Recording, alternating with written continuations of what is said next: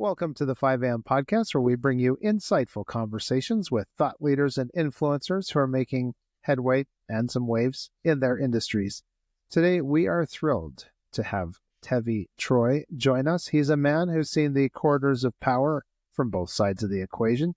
Tevi is not just a best-selling presidential historian. He's also a former White House aide and Deputy Secretary of the U.S. Department of Health and Human Services. His latest book, The Power and the Money, The Epic Clashes Between Commanders-in-Chief and Titans of Industry, takes us behind the scenes of the high-stakes dance between CEOs and presidents. With experience in both government and higher education, Tevi brings a unique perspective to the table. He's here with us today to unpack the complex, often turbulent relationships that shape policy and business, and ultimately our daily lives.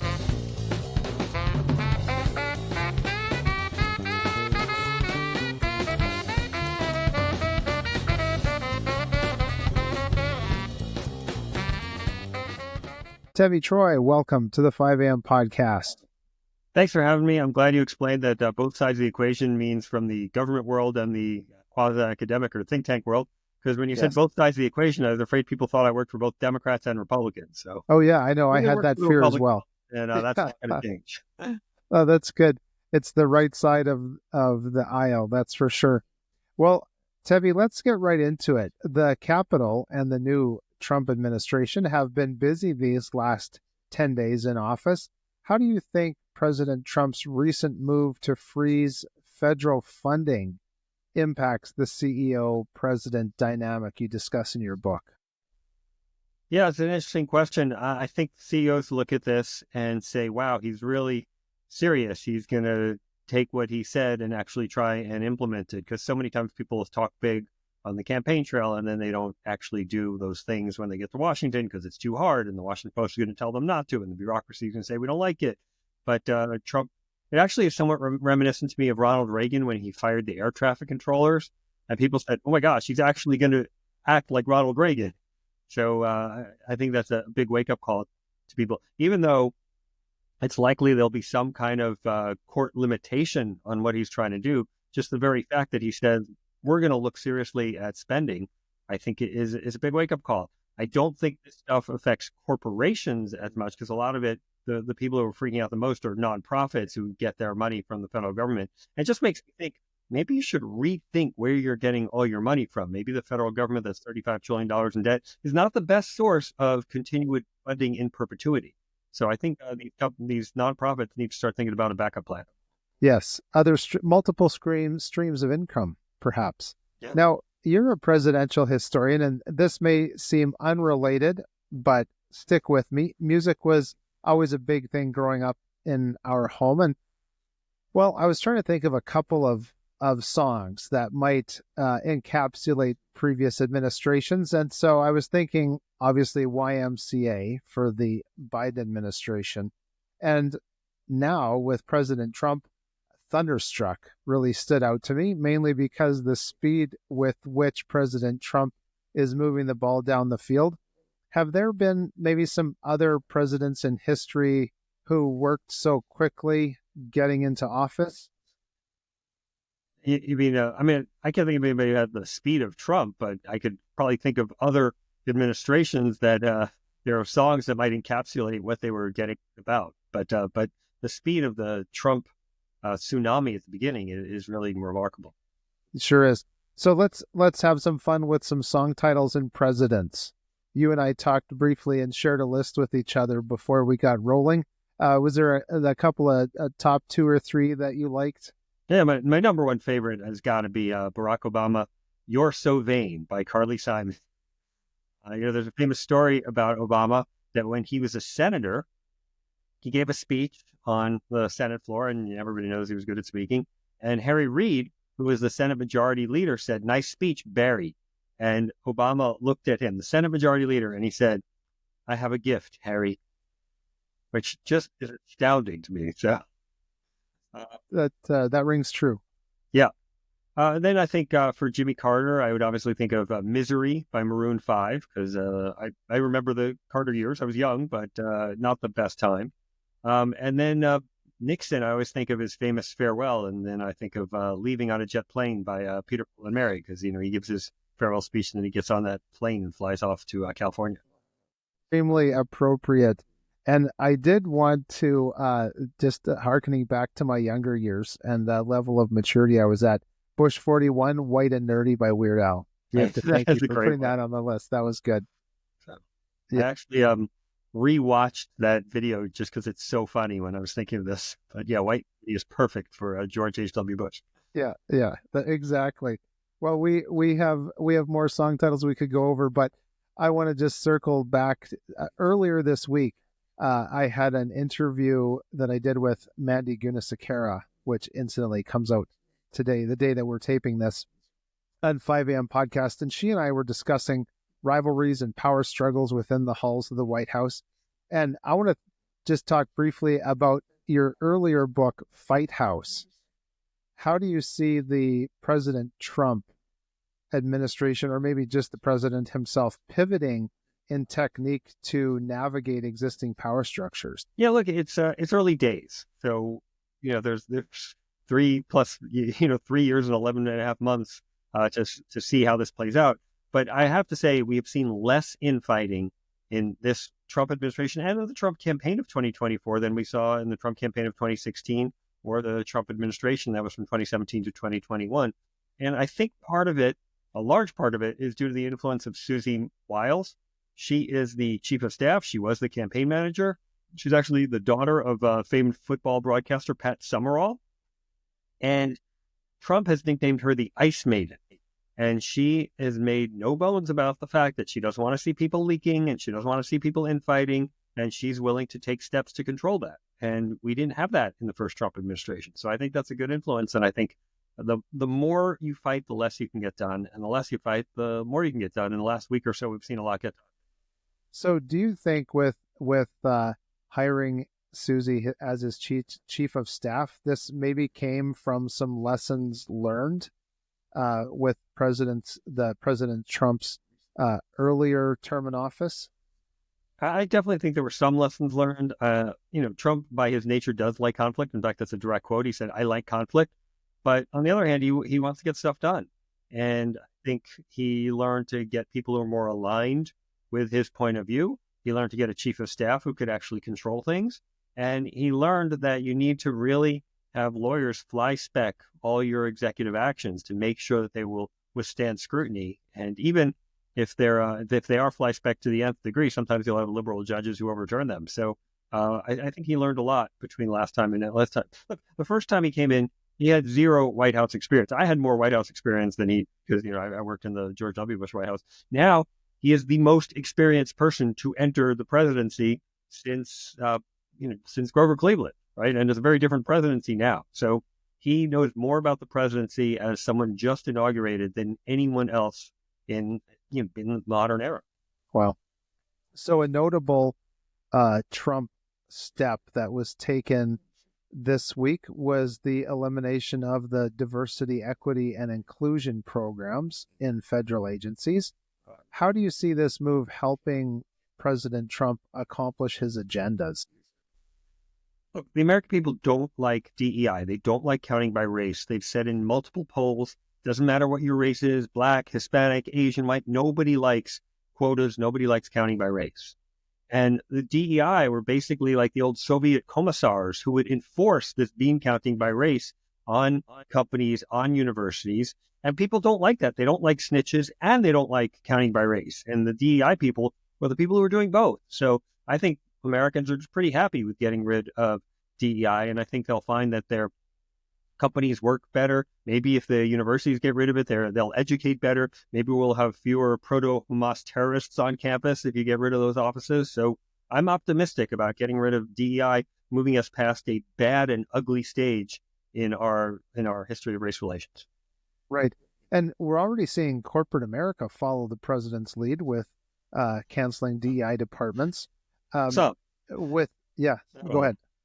I mean, some, not all. Some are doubling down on it. But, correct. Yeah, that's right. There's kind of a little bit of middle ground now because people are going one way or the other. I wanted to ask you, with Trump's other recent executive orders, are there ones particularly or potentially impacting various industries that you expect CEOs are going to follow in the wake of Donald Trump, or maybe there are some that are going to resist what he's doing? Yeah, first, I just have to get back to our presidential songs. When you say one way Yes. or the other, I think of Blondie and Yeah. that famous song. Yeah. And if John Kerry had won in 2004, remember he was famous for his flip-flops. I think his thing would have Yes. been one way or the other. That would have been good. That would have been good. I like it. But in terms of your question, look, the CEOs are going to be watching these executive orders and executive actions for the cultural direction, the signals that they send. So the DEI thing is something that they'll be watching. But I think more influence on bottom line is something like the AI executive order and the AI initiative, because we already saw how the stock market took a big hit when it looked like China was producing similar AI technology with lower quality chips and much less investment. And that really roiled the economy. And I think Trump's AI initiative is aimed at trying to keep us at the top of the AI mountain. And I think that will be essential to being successful in the world economy in the years ahead. Right. And I believe it was today, maybe yesterday, that he was putting tariffs on semiconductor manufacturing in order to bring that back over to the continental. We need to be creating semiconductors. We need to be the leader in AI. We need to protect our technologies from the Chinese stealing them. There are a lot of things we need. And the Biden administration had that CHIPS Act, which was supposed to help us domestically create chips. Yes. But the problem was that they imposed all these ridiculous DEI requirements on the companies that do it. So one of them, this is my favorite, was the Biden administration said you have to hire a certain number of justice-involved individuals. What do you think justice-involved individuals are? Ex-convicts. I'm all for giving people a second chance. Wow. But in some of these companies that are dealing with semiconductors and the creation of some of these important national security products, you have to have security clearances, and it's hard to get a security clearance when you're an ex-convict. So again, I'm all for second chances. I was for President Trump's initiative to let people out of prison after a certain amount of time and give them another chance in society. I'm all for that. But just because you say you've got to hire people who are justice involved doesn't mean they can go in every industry. And I thought that was short-sighted. Yeah, very short-sighted. So I want to just talk to you just a little bit more about your book, The Power and the Money, the epic clashes between commanders-in-chief and titans of industry. I would love to know your inspiration for writing that book. Oh, sure. I've written 5 books on the presidency. You can see them over my shoulder there. Yeah. And each one addresses the question of presidents and blank.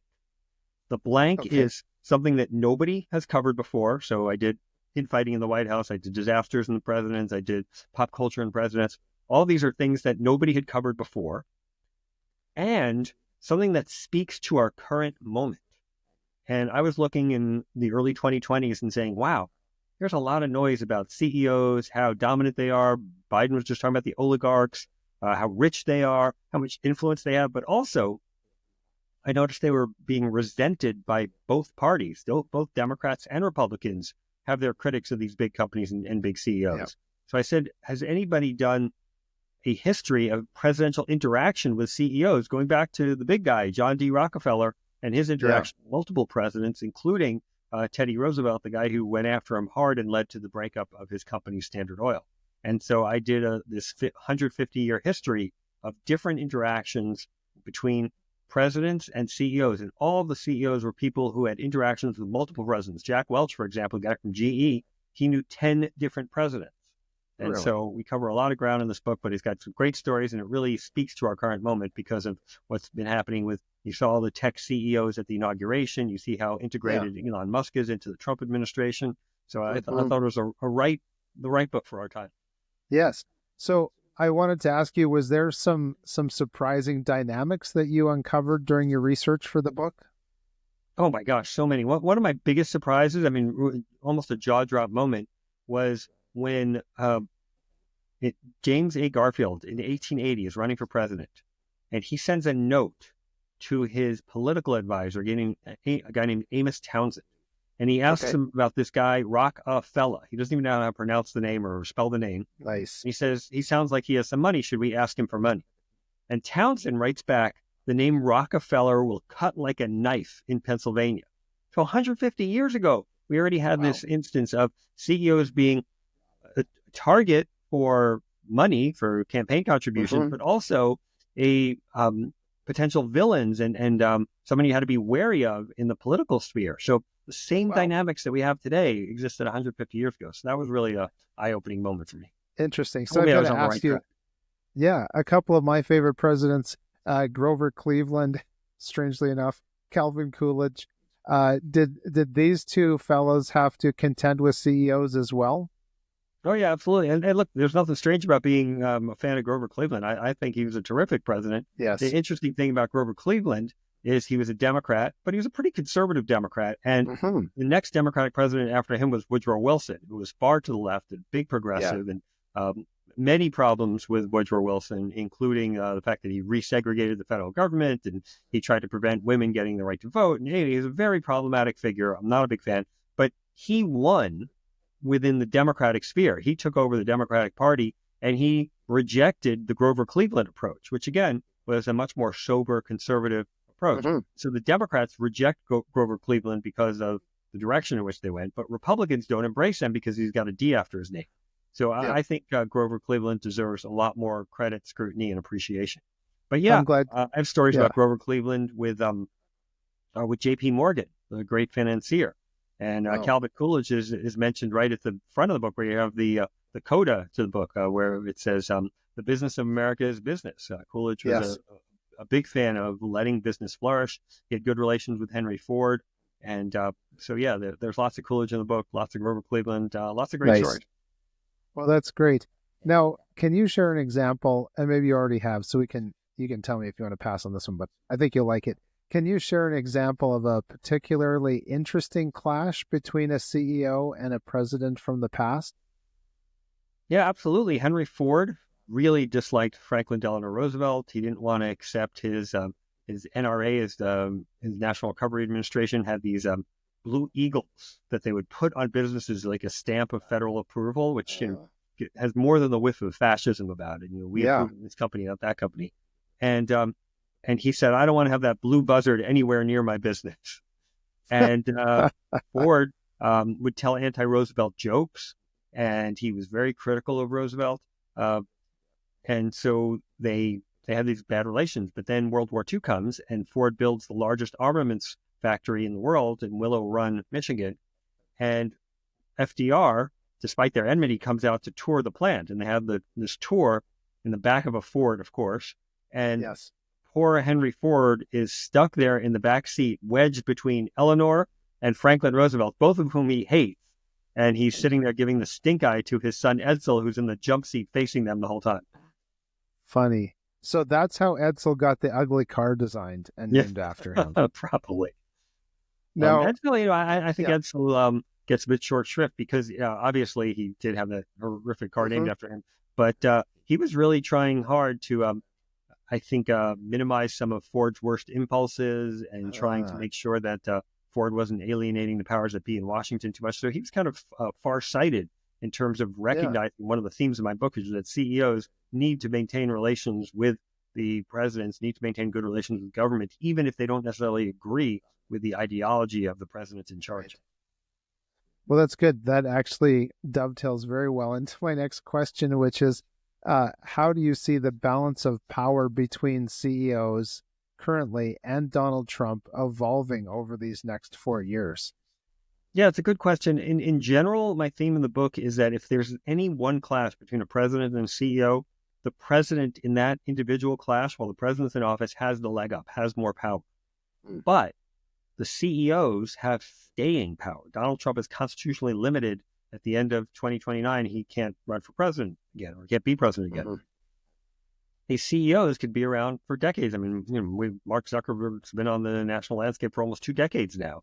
Henry Ford, Henry Luce, a lot of these people I talk about were around for decades. And so over time, a CEO can have more influence, even as the president in one interaction at one discrete moment in time has more power. Right. So your book does suggest that presidents need CEOs just as much as CEOs need presidents. Can you elaborate on this interdependence that we see? Yeah, that's a good word, interdependence for it. I call it a symbiotic relationship. They both need stuff from each other. I don't know about as much. I mean, it's sometimes one needs one more than the other, but presidents look to CEOs for money, campaign contributions. They look to them for staff sometimes. They look to them for celebrity. It's good to be around successful CEOs because it kind of burnishes you, makes you look good. And they look to them sometimes for economic advice and economic ballast. John D. Rockefeller helped try to prop up the economy during the Great Depression. J.P. Morgan, whom I mentioned earlier, came up with financial plans to help save the U.S. during financial catastrophes in 1895 and 1907. So CEOs can provide a lot of value, but presidents can provide value too, protection from the regulatory state, or just being around presidents can make CEOs look good. One of the things I talk about in the book is how if there's a fight between two industries or two companies, they generally spend to a draw in terms of how much money they're going to spend on lobbying resources. But the CEO can be the tiebreaker, can be the thumb on the scale that helps lead to determination in favor of one company or one industry over the other. Right. So with the creation of the new department, DOGE, led by Elon Musk, do you think that this will change the playing field for CEOs and their advocacy, or perhaps maybe even we throw in some lobbyists into the mix? Yeah, I think DOGE is very interesting in that it obviously has a lot of power and it's got a lot of influence, but it's also a government commission, and government commissions are limited in what they can do. So I like to say it's the most powerful government commission in history, but it's still just a government commission. So we'll see how it plays out. The real question is if they come up with some real hard-hitting, budget-saving recommendations, will the federal government be able to carry them out? Okay. Now, do you think that there's going to be, or just in general, I should say, benefits of a growing intertwining of government and big business, or would a shrinking, reducing intertwining of government and big business? I'd rather see less intrusive government. I'd rather see the companies have more space with which to operate. Because right now, the regulatory space is so crowded. We're so filled with regulations that the companies basically act on the behest of the government. That doesn't mean they can't make profits, because they do. But because of the way the government regulates who they hire and what products they sell and where can they sell them, and what they can do with their energy and their environmental offshoots, because of that, many times the companies are acting on behalf of the federal government to try and carry out the federal government's goals, as opposed to just trying to do what the company does. It's also a barrier to entry to smaller, more entrepreneurial companies. One of the reasons the Chinese were able to have that small model is because the American companies, it's so expensive to live in our regulatory environment. There's one study that says that the Chinese get $20 of military procurement for every dollar we spend. That doesn't mean they're better or have more technology, but they get more bang for the buck because they don't have to deal with as many noisome regulations. Right. So this conversation is making me think of your previous book. Was it called Fight House? Correct me if I'm wrong. Now, the reason I bring up Fight House is because of the White House power dynamics and rivalries. Could you share an example of a White House rivalry that had a significant impact on major policy decisions? Oh, sure. I mean, there's so many of them, but I think of the George H.W. Bush administration, and you had John Sununu and Richard Darman, who were head of the chief of staff and the head of OMB, respectively, who had this kind of iron grip on policymaking in the George H.W. Bush White House. And they belittled anyone who would come up with new or interesting or different ideas. In fact, it was so frequent that Darman would just destroy anyone who said anything contrary to what he was thinking, that the whole process of Darman tearing into you is called being Darmanized. And there's a guy named Jim Pinkerton, who's still around today, the columnist, interesting, smart guy. And he was trying to come up with new, innovative, different ideas. A lot of his ideas were actually adopted by Newt Gingrich in the Contract for America in the 1994 election. But at the time, they were new, innovative, different ideas. And Darman just did everything he could, not only to put the kibosh on those ideas, but also to minimize Pinkerton and minimize Pinkerton's impact. Wow. That's fascinating. That's a lot of power to wield and Yeah. an intimidating character, I am sure. So I wanted to ask you about the Schedule F executive order. How do you feel that this is going to impact federal workforce and the balance of power between career and civil servants and political appointees? Well, it's hard to say because we don't yet know how it's going to play out. I'm sure there's going to be all the lawsuits, but the fact of the matter is there's 2 million federal employees. Most of those are career. Most of them, Schedule F, will have nothing to do with. There are some people at the highest levels of the career service who are in roles that are almost completely policy roles. And I think what President Trump wants to do is say, look, some of these people, they wield so much policy power that maybe there should be some political check on what they do. I saw this when I was in the Bush administration, that the career officials were very, very powerful, and it's not like you could just run around them or run through them. So I think what he's saying is that as president, I should be able to have more say on what the federal bureaucracy leadership does. That doesn't mean the individual person who stamps passports or clears your sells your ticket at a national park. Those people should not be political people appointed by a president. But at the various highest levels of policymakers, there should be more of a political say in it. That's what he's trying to do. Yeah. So another question that I have for you, I value your opinion on this, and it's always a pleasure when we are able to chat. I wanted to ask you what your thoughts were on Trump's steps to withdraw from the international agreement, the Paris Climate Accord, and the World Health Organization. Look, I just don't get the Paris Climate Accord because it basically makes the U.S. do all these steps, and it makes the Chinese and the Indians and the Russians, who are polluting way more than we are, do very little. And even if they do it, or even if they pledge to do it, there's no mechanism to force them to do it. If we sign up to something, we will do what we sign up to do. These guys, they'll sign a piece of paper and not care. So I feel like it's a very one-sided interaction. In terms of the WHO, look, the WHO made a lot of mistakes in COVID. They acted too much in concert with the Chinese government, which was not giving us clear and honest information about what was happening. And I think there have to be reforms there. Do I think there should be some kind of World Health Organization? Sure. Just like I think there should be some kind of organization like the UN.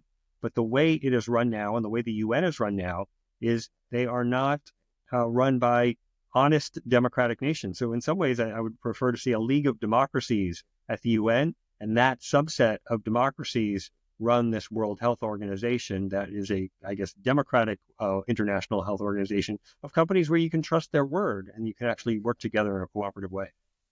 Right. Well, thank you very much. We've got to wrap it up, but thank you so much for your time today, Tevi.